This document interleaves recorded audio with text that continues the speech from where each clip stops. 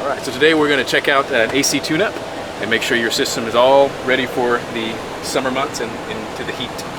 Alright, so first things first, always change the filter. Alright, this is a very important part, although not very noticeable. Definitely an integral part of the cooling process, allowing proper airflow and providing quality air to the home. Next we have the blower, and obviously you can hear it's on. This is what's moving the air through the system and providing your home with the air that it needs. We also have over here one of the drain lines connected to our coil. This is draining all the excess water, the condensate that's being produced out and leaving the coil free to move the air as it will.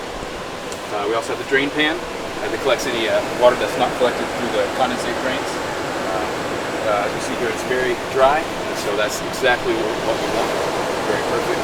So we have our line set here, moving the refrigerant into the coil, and this big one here moving it back out into the outside unit, providing the air with some cold temperatures to move through the house. We also have our temperature probes here to monitor the temperature of the air coming in, as well as one on the end to monitor the air coming out.